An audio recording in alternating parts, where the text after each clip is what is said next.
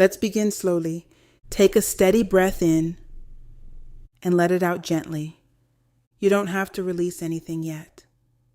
You don't have to surrender anything in this moment. Just listen. Control is rarely about power. It is usually about protection. Most people do not cling to control because they want dominance. They cling to control because somewhere along the way, control became connected to safety.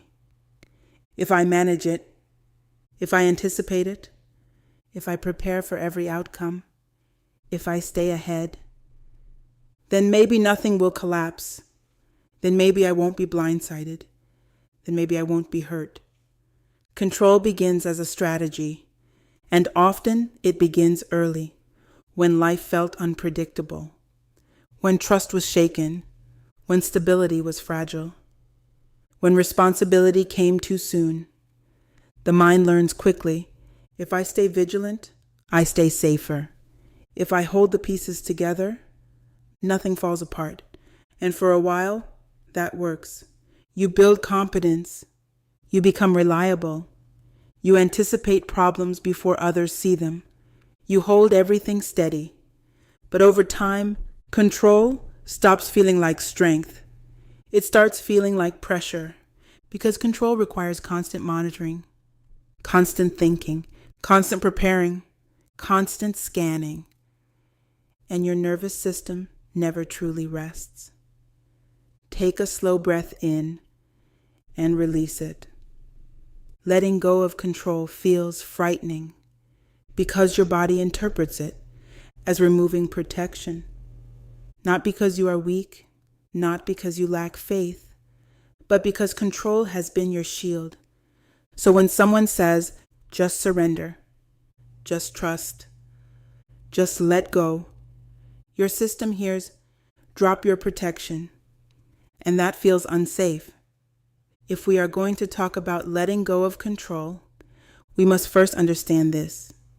You are not addicted to control. You are attached to safety.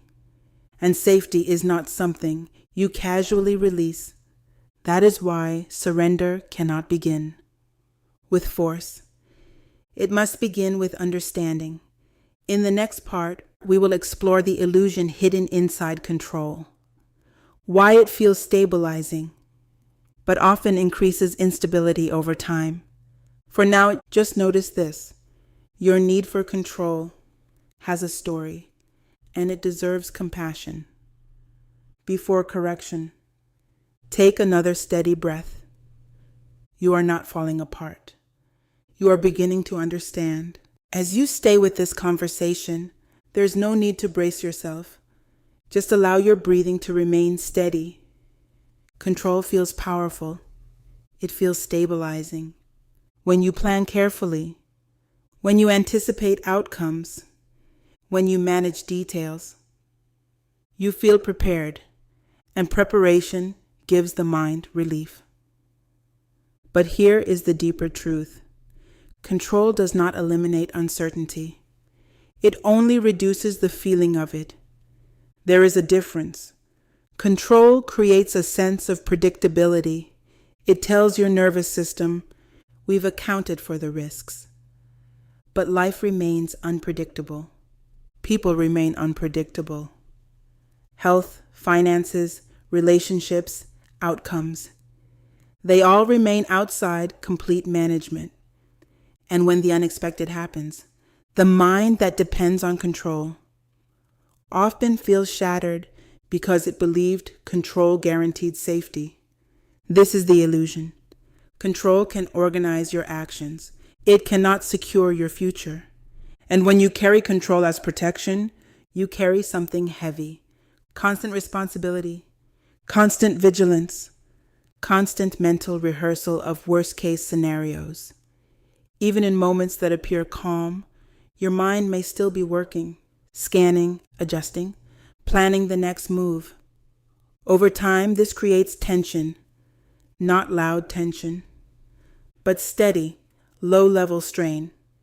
You may appear composed, capable, strong, but internally you are rarely off duty. Take a slow breath in and let it out gently. The cost of control is not always visible. It shows up as difficulty resting, difficulty delegating, difficulty trusting others fully, difficulty releasing outcomes you cannot guarantee. And slowly, control begins to narrow your world. Not because you are incapable, but because your nervous system does not feel safe without management. Here is something important to recognize. The illusion of control convinces you that without constant vigilance, everything will collapse. But ask yourself gently, has everything truly stayed stable because you controlled it? Or have there been many moments where things unfolded outside your management and still resolved? This question is not meant to challenge you. It is meant to widen your perspective. You are capable, you are responsible, but you are not the sole stabilizing force of your entire world. And believing you are is exhausting. In the next part, we will begin to explore what letting go actually means. Because letting go is not recklessness and it is not passivity. For now, notice the weight control has been carrying. Notice the effort and allow yourself one quiet realization. Control feels like safety, but it is not the same as security. Take another steady breath. You are still here, and nothing is collapsing. Stay with your breathing. There is no urgency in this part, because when we say, let go of control, many people immediately imagine something extreme. They imagine passivity, carelessness, irresponsibility, loss of structure, loss of identity.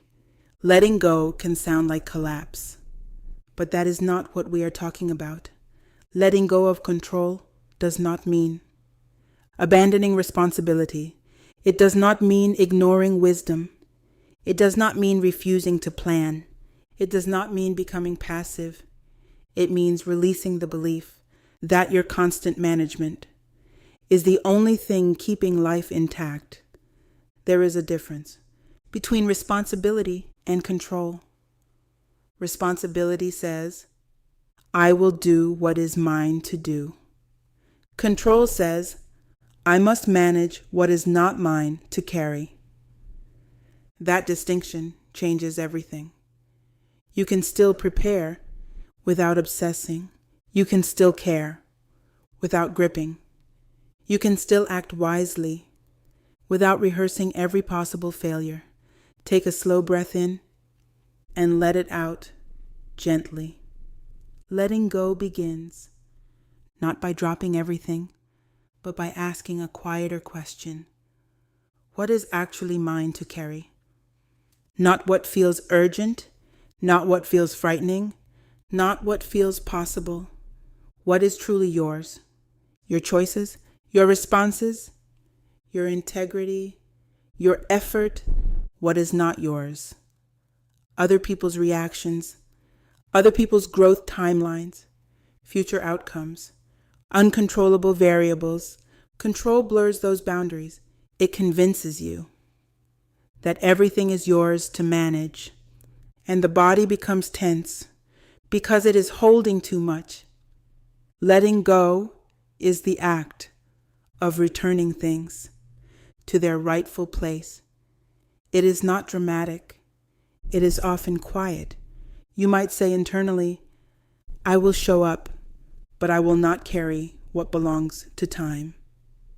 I will act wisely, but I will not predict every outcome. I will care deeply, but I will not control the results. This is not collapse. This is alignment. Take another steady breath. Notice how your body responds to the idea that you do not have to hold everything. There may be resistance. That's normal, because letting go of control can feel like lowering your shield, and shields are hard to release. In the next part, we'll explore how to build real security, the kind that does not depend on constant vigilance. For now, Sit with this idea. You can be responsible without being controlling. And that is strength, not weakness. Stay where you are. Let your breathing remain even.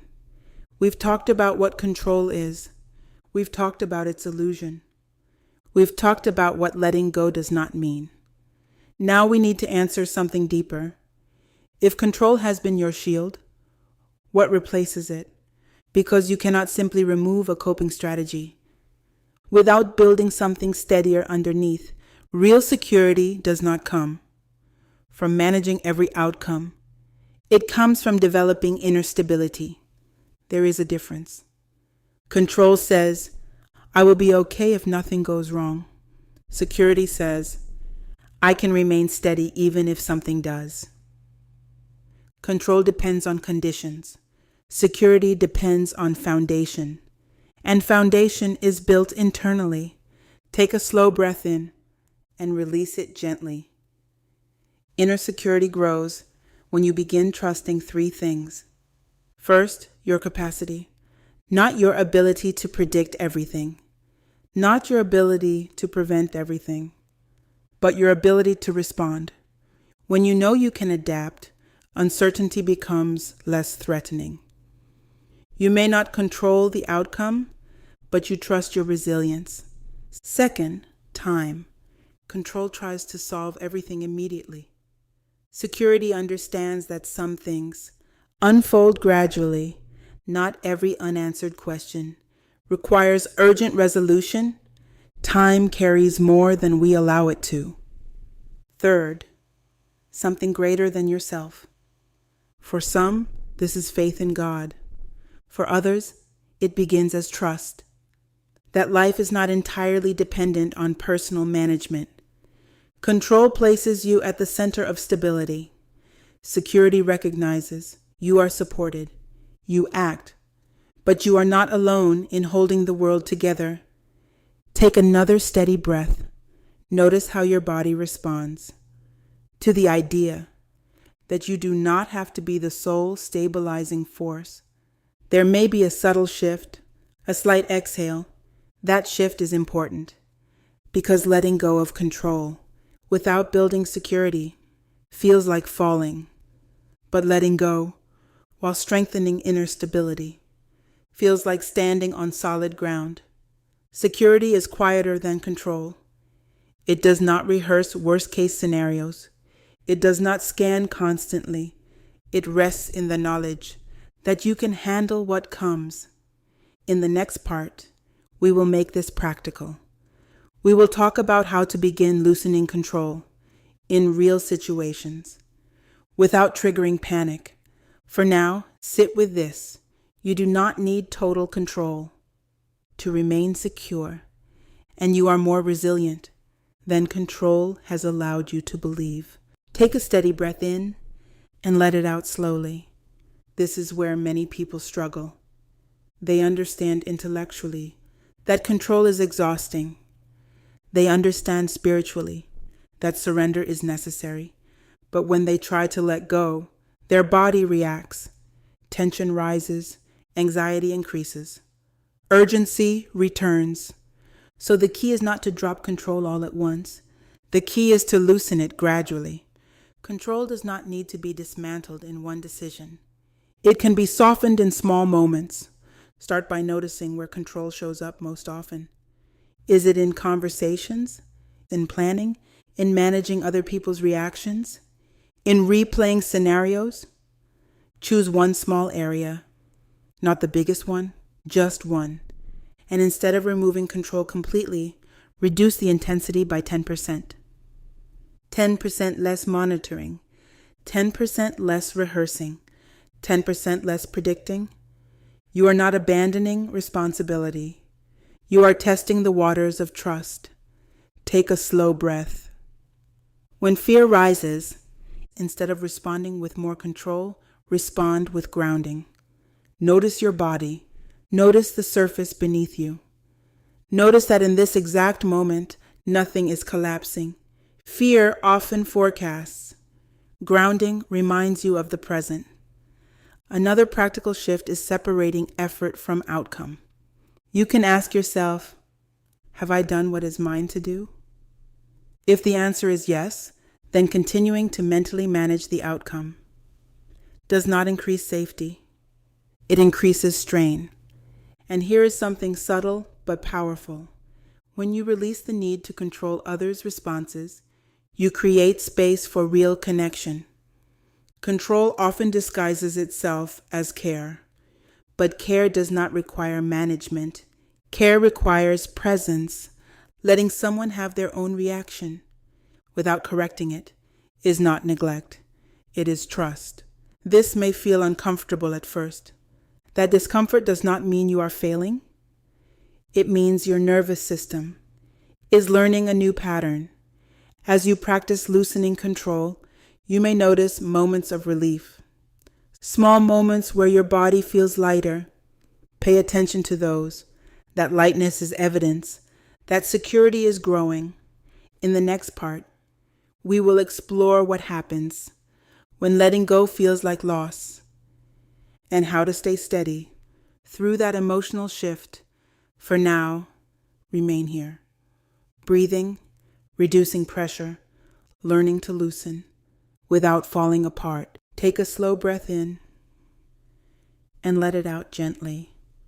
There is something rarely acknowledged about letting go of control. It can feel like loss, not loss of something physical, not loss of a person, but loss of certainty, loss of the version of yourself who was always prepared, always vigilant, always ahead.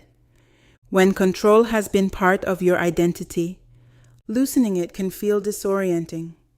You may think, if I'm not the one holding everything together, then who am I? That question is not weakness. It is transition, because control often becomes woven into how you see yourself. The responsible one, the dependable one, the strong one, the planner. And when you begin to release that grip, there can be a quiet grief. Grief for the role. Grief for the illusion of certainty.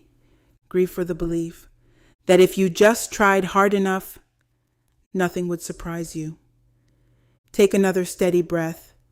Letting go does not mean you stop being capable. It means you stop being hyper-responsible for what is not yours. And that shift can feel unfamiliar. There may be moments when your mind says, you're being careless, you're dropping the ball, you're not doing enough. Notice those thoughts. They are echoes of the old pattern. They do not mean you are failing. They mean you are adjusting. Adjustment takes time. When control loosens, space opens. And space can feel uncomfortable before it feels peaceful. In that space, you may feel uncertainty. Let yourself feel it without rushing to fill it. You are not falling apart. You are reorganizing internally. Trust is replacing vigilance. Security is replacing strain. And that transition can feel like vulnerability. But vulnerability is not collapse. It is openness. In the final part, we will bring this together, exploring what steady surrender looks like and how to carry this forward without swinging back into over-control. For now, stay here, breathing, allowing the shift, not rushing the transition. You are not losing yourself. You are becoming more grounded than control ever allowed you to be. Take one slow breath in and let it out fully. You have not fallen apart. You have examined something deeply, and that alone is strength. Letting go of control is not about becoming passive. It is about becoming steady in a different way. Control tries to hold the future. Surrender steadies the present. Control tightens. Surrender aligns. When you loosen your grip, life does not instantly become predictable, but you become more resilient. You stop spending energy managing what was never yours to manage. You begin standing on something stronger than vigilance. You stand on trust. not blind trust, not careless trust, but grounded trust. Trust in your ability to respond. Trust in time. Trust that you are not the sole stabilizing force of your world. This does not remove uncertainty. It removes the pressure. To eliminate it, take another slow breath. Notice your body. You are still here. Nothing has collapsed. Nothing has unraveled. You have not become reckless. You have become more aligned. There will be moments when the urge to control returns. That is natural. Control is familiar, but now you will recognize it. And instead of gripping tighter, you can pause. You can ask, what is mine to carry? What can I release? And you can choose steadiness over strain. Surrender is not falling. It is standing without overreaching. It is acting without overmanaging. It is caring without clenching. You do not need total control to remain secure. You do not need certainty to remain grounded. You are allowed to participate in your life without trying to control every outcome. As this episode comes to a close, carry this with you. Security does not come from gripping harder. It comes from knowing you can remain steady, even when you loosen your grip, and that steadiness is already within you. Until next time, move forward gently, strong, aligned, not falling apart.